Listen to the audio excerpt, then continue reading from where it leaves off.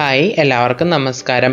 Easter സ്പെഷ്യലായിട്ട് നമുക്കൊന്നൊരു അടിപൊളി beef fried recipe നോക്കിയാലോ. നല്ല ബ്ലാക്ക് കളറായിട്ടുള്ള ബീഫ് ഫ്രൈഡ് റെസിപ്പിയാണ്. അപ്പോൾ നമുക്ക് റെസിപ്പിയിലേക്ക് പോയാലോ. അതിനായിട്ട് ഞാൻ ഇവിടെ ആദ്യം തന്നെ ബീഫൊക്കെ ക്ലീൻ ചെയ്തെടുത്ത് വെച്ചിട്ടുണ്ട്. 1 കിലോ ബീഫാണ്, ബോൺലെസ് പീസസ് ആണ് എടുത്തിരിക്കുന്നത്. ഇതിലേക്ക് ഇഞ്ചി വെളുത്തുള്ളി പേസ്റ്റ്, മുളക് പൊടി, മല്ലിപ്പൊടി, ഗരം മസാല, മഞ്ഞൾപ്പൊടി, കുരുമുളക് പൊടിയും കൂടെ ചേർത്ത് കൊടുക്കാം. ഇതിലേക്ക് കുറച്ച് ചെറിയ ഉള്ളിയും കൂടെ ചേർത്ത് കൊടുക്കാം. ഇതിലേക്ക് പാകത്തിനുള്ള ഉപ്പ് ചേർത്ത് കൊടുക്കാം. അതിൻ്റെ കൂടെ തന്നെ ഇതിലേക്ക് നമുക്ക് കോക്കനട്ട് വിനീഗർ ചേർത്ത് കൊടുക്കാം. ഇതില്ലെങ്കിൽ സിന്തറ്റിക് വിനീഗർ ചേർത്ത് കൊടുത്താലും മതിയാകും.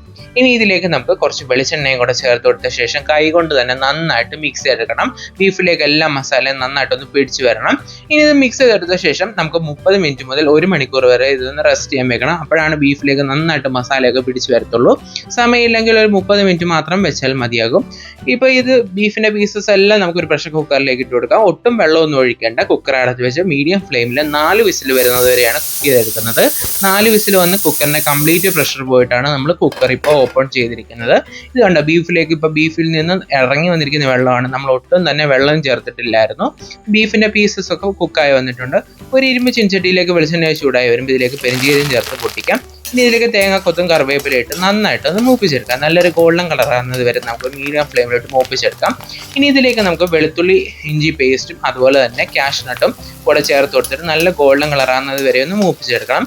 ഇഞ്ചി വെളുത്തുള്ളി പേസ്റ്റിൻ്റെ റോ ടേസ്റ്റ് ഒക്കെ ഒന്ന് മാറി കിട്ടണം. അപ്പോൾ ഇൻഗ്രീഡിയൻസിലെ ലിസ്റ്റെല്ലാം ഡിസ്ക്രിപ്ഷൻ ബോക്സ് കറക്റ്റായിട്ട് മെൻഷൻ ചെയ്തിട്ടുണ്ട്. ഇനി ഇതിലേക്ക് സവോള സ്ലൈസ് ചെയ്ത് ചേർത്ത് കൊടുക്കാം. കൂടെ തന്നെ ഇതിലേക്ക് നമുക്ക് കുറച്ച് ഉപ്പ് കൂടെ ചേർത്ത് കൊടുക്കാം. സവോള വഴറ്റിയെടുക്കാൻ പാകത്തിനുള്ള ഉപ്പ് മാത്രം ചേർത്താൽ മതി. ബീഫ് വേവിച്ചപ്പോൾ നമ്മൾ ഓൾറെഡി ഉപ്പ് ചേർത്തിട്ടുണ്ട്. അപ്പോൾ ഇതുപോലെ സവോള നല്ലൊരു ഗോൾഡൻ കളറാകുന്നത് വരെ മീഡിയം ടു ലോ ഫ്ലെയിമിലിട്ട് നന്നായിട്ടൊന്ന് വഴറ്റിയെടുക്കുക. ഇനി ബീഫ് വേവിച്ചെടുത്ത് അതിൻ്റെ സ്റ്റോക്കോട് കൂടി ഇതിലേക്ക് ഒഴിച്ചു കൊടുക്കുക.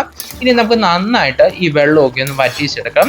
അപ്പോൾ ഇങ്ങനെ ചെയ്തെടുക്കുന്നതാണ് ഏറ്റവും നല്ലത്. ഇരുമ്പ് ചീനച്ചട്ടി എടുക്കുന്നതാണ് ഏറ്റവും നല്ലത്. ഇപ്പോൾ ഇരുമ്പ് ചീനച്ചട്ടിയിലേക്ക് നോൺ സ്റ്റിക്ക് എടുത്താലും മതിയാകും. പക്ഷേ ഇരുമ്പ് ചീനച്ചട്ടി ആകുമ്പോൾ കുറച്ചുകൂടെ നമുക്ക് എളുപ്പത്തിൽ ബീഫ് ഇതുപോലെ ബ്ലാക്ക് കളറാക്കി നമുക്ക് ഫ്രൈ ചെയ്തെടുക്കാൻ പറ്റും. ഇനി ഇതിലേക്ക് കുരുമുളക് പൊടിയും അതുപോലെ തന്നെ ഗരം മസാലയും ചേർത്ത് കൊടുക്കാം. വെള്ളം വറ്റി വരുമ്പോൾ മാത്രമേ ചേർത്ത് കൊടുക്കാവൂ. അതിനുശേഷം നന്നായിട്ടൊന്ന് മിക്സ് ചെയ്ത് കൊടുത്ത ശേഷം നന്നായിട്ട് ഡ്രൈ ആക്കി എടുക്കണം. ഇതുപോലെ തന്നെ വെള്ളം വറ്റി വരുന്നത് വരെ നമ്മൾ ഇതുപോലെ കൈവിടാതെ ഒന്ന് മിക്സ് ചെയ്ത് കൊടുക്കണം. കാരണം അല്ലെ അടിക്കൊക്കെ പിടിച്ചു കഴിഞ്ഞാൽ ടേസ്റ്റ് മാറാൻ ചാൻസ് ഉണ്ട്. അപ്പോൾ ഇതുപോലെ ഇതേ കളറ് മാറി വരാൻ തുടങ്ങിയിട്ടുണ്ട്. ഏകദേശം ഒരു അരമണിക്കൂറൊക്കെ എടുക്കും കേട്ടോ.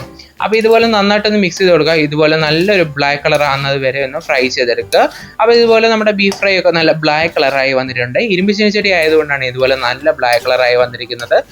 ഇപ്പം നമ്മൾ നോൺ സ്റ്റിക്കാണ് ഉപയോഗിക്കുന്നതെങ്കിൽ കുറച്ച് ടൈം എടുക്കും. എന്നാലും ഇത്രയും ബ്ലാക്ക് കളറായി വരണമെന്നില്ല. അപ്പോൾ നമ്മുടെ ടേസ്റ്റി ആയിട്ടുള്ള ബീഫ് ഫ്രൈ ഇവിടെ റെഡി ആയിട്ടുണ്ട്. അപ്പോൾ എല്ലാവരും ഈ ഈസ്റ്ററിനൊന്ന് ട്രൈ ചെയ്ത് നോക്കണം.